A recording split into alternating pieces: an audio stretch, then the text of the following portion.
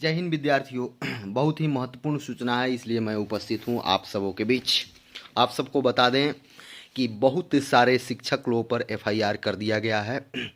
इसके बारे में संपूर्ण मैं जानकारी आप लोगों को देने को चाह रहा हूँ।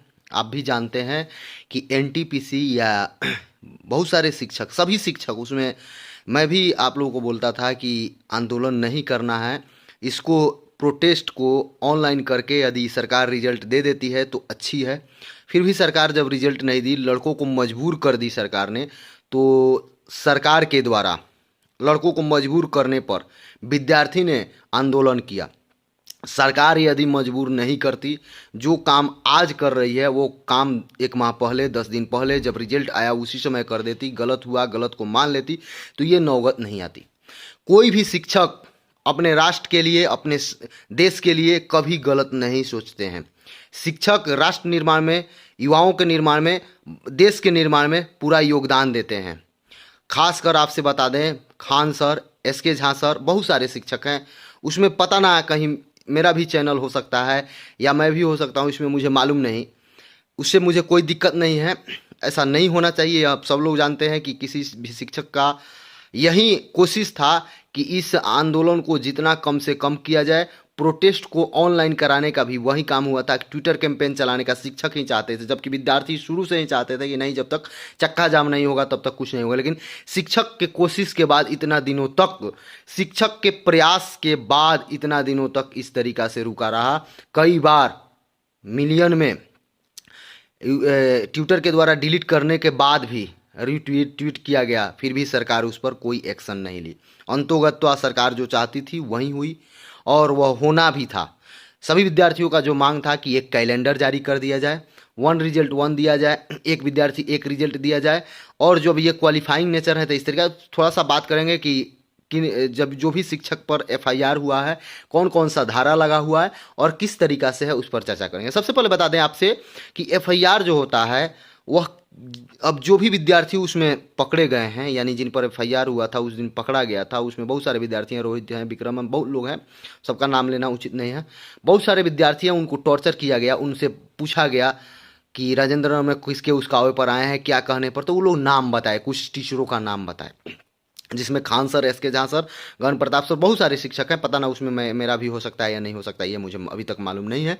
तो आपसे बता दें, उससे मुझे कोई दिक्कत नहीं है। दूसरी बात बता दें कि जब स्टूडेंट पर आप दबाव डालिएगा, आप उस पर लाठी बरसाइएगा, तो स्टूडेंट तो बोलेगा ही। आप भी जानते हैं, किसी भी शिक्षक का जो बयान है यूट्यूब पर है, रिकॉर्ड है, आप उसे चेक करें। कोई भी शिक्षक कभी भी ये नहीं चाहते थे कि आंदोलन हो, वह यही चाहते थे कि ट्विटर कैंपेन के द्वारा रिजल्ट घोषित हो जाए। इसी माध्यम से वह कोई आंदोलन नहीं था। चलिए आपसे बता देते हैं कि खान सर पर आईपीसी की धारा कौन कौन सी लगी है, शिक्षकों पर आईपीसी की धारा कौन कौन सी लगी है, इसे आपको जानना चाहिए। सबसे पहले बता दें कि पटना के डीएम चंद्रशेखर जी के द्वारा ये सब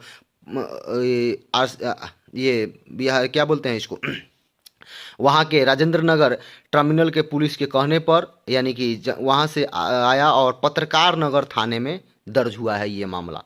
खान सर हैं, एसके झा सर, गगन प्रताप और बहुत सारे लोग हैं। अभी सबका लिस्ट नहीं मिल पाया है, इसके कारण मैं आप लोगों को कुछ नहीं बता पा रहा हूँ।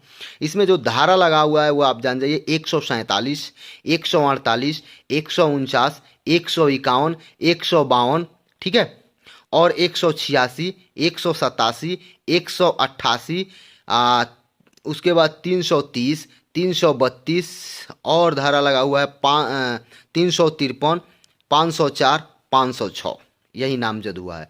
और जो उसमें अभ्यर्थी पकड़ाए गए थे, उनसे बयान लेकर, उनसे पूछकर ये 120 के तहत केस दर्ज किया गया है शिक्षक लोगों पर। क्या आप इस बात को जानते हैं? ऑन द रिकॉर्ड यूट्यूब पर है, खान सर का भी है, एसके झा का भी है, जितना भी शिक्षक है उस सब का है। आप उसे जांच करें। कोई भी शिक्षक किसी भी विद्यार्थी को बलगाने का काम नहीं किए हैं, और उनका जायज़ मांग था, एकदम उचित मांग था। मैं अभी भी कह रहा हूं कि विद्यार्थी जो बोलते थे कि रिजल्ट में गड़बड़ी हुई है, वह आप आज स्वीकार कर रहे हैं, वह मांग उनका एकदम 100% जायज़ था। दूसरी बात बता दें, विद्यार्थी जो बोलते थे कि एक कैलेंडर जारी किया जाए, ये भी मांग एकदम 100% उनका उचित है, इसमें कोई दिक्कत नहीं है। 1 साल में वैकेंसी को कंप्लीट किया जाए, ये भी मांग उनका 100% सही ये कहीं से गलत नहीं लगता है। प्रत्येक साल वैकेंसी दिया जाए, ये भी मांग उनका सही है। मैं अभी भी उनका साथ समर्थन कर रहा हूँ कि वो लोग आंदोलन नहीं करना चाहते थे, आप सब आंदोलन कराए। यानी जो भी इस आंदोलन के जिम्मेवार सरकार है, न कि स्टूडेंट है। इस मामले में यदि सरकार सही समय पर, यानी कि आयोग सही समय पर सही काम करती तो कोई दिक्कत नहीं था।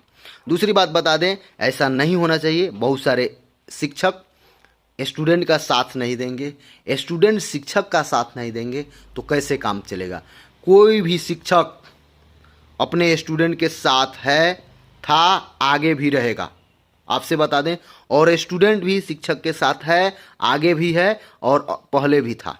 सब लोग एक है। इसमें सरकार को अपनी गलती स्वीकार करके रिजल्ट तो दे रही है, उसके बाद आपको एक कैलेंडर देना चाहिए।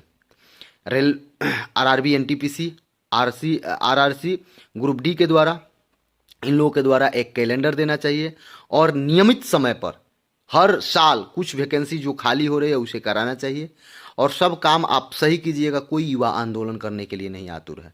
सब लोग चाहते हैं इस ठंड के मौसम में अपने रूम में रहें, अपना पढ़ाई करें। सालों साल लोग पढ़ाई करते हैं और आप लोग उस पर वैकेंसी नहीं देते हैं। वैकेंसी भी देते हैं तो उसमें भी इधर उधर कर देते हैं। तो स्टूडेंट क्या करें, आप ही बताइए। आपसे बता दें, जय हिंद, जय भारत, जय युवा।